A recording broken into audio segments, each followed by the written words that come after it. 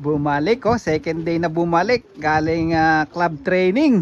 Ayan gutom na gutom sa kaya galing to.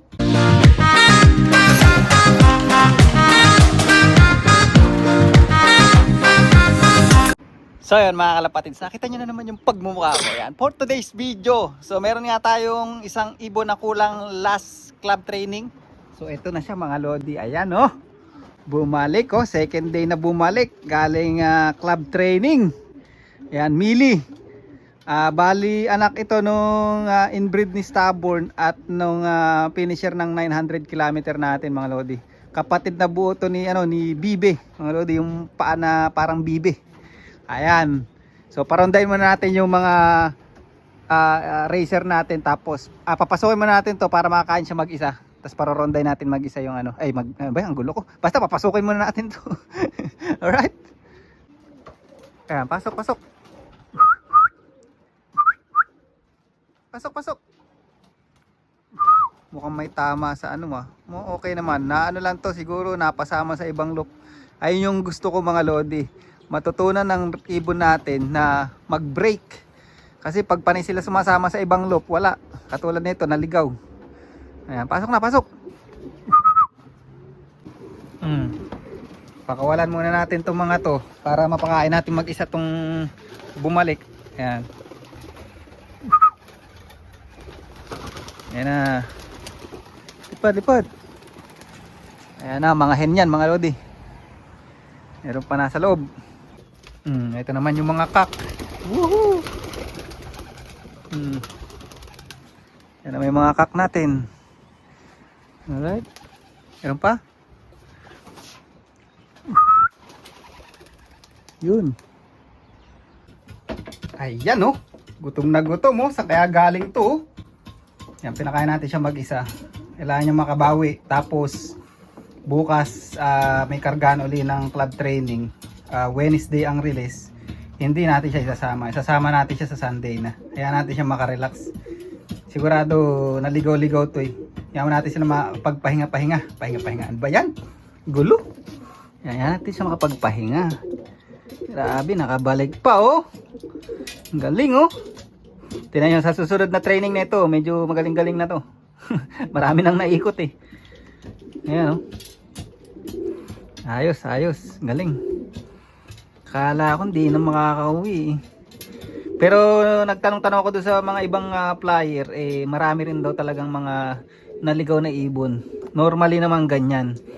Pagka mga unang training, unang race, yan maraming nawawala dyan mga lodi. Kasi hindi pa marunong yung ibon. Hindi pa marunong mag-break, sumasabay sa iba, yan naliligaw, tapos masama panahon or hindi na makabalik kasi pagod na, mainit, yan. Lalo pag mainit ang panahon, ganyan.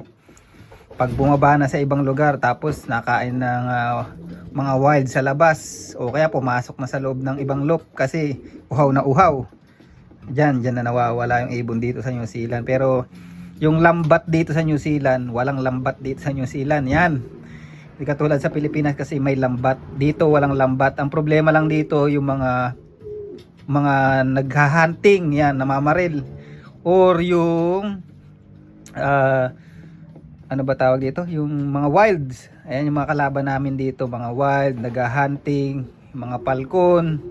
Yan ang kalaban namin, pero yung lambat, walang lambat dito. Yan, sa Pilipinas mahirap kasi ang nangyayari, mapapansin nyo, yung ibon nyo magaling, di ba? Tapos the next lap biglang mawawala. Kasi nalambat na pala. So ang tendency manalo sa race yung average bird lang or yung hindi magaling. Kaya ang hirap sa Pilipinas, di mo malaman kung sino talaga yung magaling o kung magaling ba talaga yung nanalo kasi may nanlalambat nga. Ayun ang mahirap. But anyway, hopefully sana mawala na yung mga ganyang gawain. Yan ang hirap dyan sa Pilipinas Dito hindi, grabe ang animal welfare dito mga lodi. Mahirap. Kalaban ng SPCA yata tawag dito, yung parang mga animal rights, yan mga ganyan. Animal cruelty. Yan, mahirap yan dito, mga kalaban dito mga lodi, makukulong ka talaga. Kung di kulong ang labas mo, magbabayad ka 1,000. Ito naman sila, oh. Ready na naman silang karga bukas mga lodi. Mapapalaban sila sa akin ngayon. Lahat ng club training kakarga natin sila na matutumbag break sa sa grupo mga lodi. Yun ang kulang nila eh. Ang ibon natin may kabilisan na. Ang problema ko pati yung bubong pa. Medyo hihilutin pa natin yun. Yung, at least pag nagka-club training ka, makikita mo yung mga kailangan mo pang i-adjust. Sana ibon natin nawala. Kinain na ng araw. Ayun na pala. Makikita mo yung dapat mong i-adjust katulad yung sa trapping ko. Okay naman yung trapping natin. Hindi nagtatambay sa bubong. Pag lang dun bumabagsak, naglalakad pa ngayon. Ilang seconds yun bago makarating dito. Sa trapdoor, sa pad mismo. So pagka sprint race, talo agad tayo ng mga lodi kasi mabibilis ang ibon nila. Saka trapdoor agad ang bagsakan. Wala na naman tayo nabutan mga lodi. Laging mahihain to si Kim Kam. Matalino gagwi. Ano ba yan? Ayan. Pinakain ko na itong mga racer natin mga lodi. Ayan oh. Ang mahuling kumain, ubos. Pag ay mahuling pumasok, so far wala na. Ang mahuling pumasok, gutom ang aabutin. Ayan, pinakain ko na sila mga lodi. Bukas kargahan na naman. Club training uli. Talagang babanatin natin sila ngayon. Pucha, hindi tayo pwedeng magpaligoy-ligoy ngayon. Gusto ko talagang makakamit ng panalo ngayong season, all bird season mga lodi. Kaya talagang sisipagan natin at gagalingan para lang makasungkit. Magagaling ang kalaban ngayon mga lodi. At ang mga Pilipino magagaling na flyer ngayon, marami. Kaya very competitive ngayong all bird season. Siguro ang mga ibon ngayon, yung all bird season, aabot ng mga 2,000. Mapupuno talaga yung truck ng Auckland, New Zealand ngayon mga lodi. Mantakin mo, dati ang nililipad ko lang 6 o 10. Ngayon ang ililipad ko nasa 24 siguro yan mga lodi. Dahil nakabalik yung isa. Tapos yung dalawa dyan, lalagyan ko ng microchip pala. Yung dark checker, yung anak ni Kim Kam, yun wala palang microchip yun. Ito yung microchip yun mga lodi.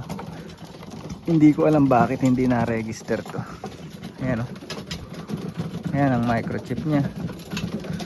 So ayan, tingnan natin.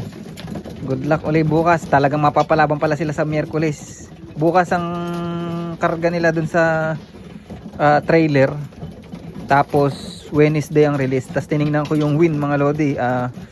Headwind at 100 km na to. Itong ano natin, itong training. Headwind pa. Yun ang maganda. Kaya gustong gusto ko talagang silang isakay dun. Alright. Pero yung isa may iiwan dyan mga lodi. Kasi nga kababalik-balik lang. Mukhang tuliro pa yung utak nyan. Kaya lang natin makarecover. So dito ko na rin yung vlog natin mga lodi. Thank you. Bye.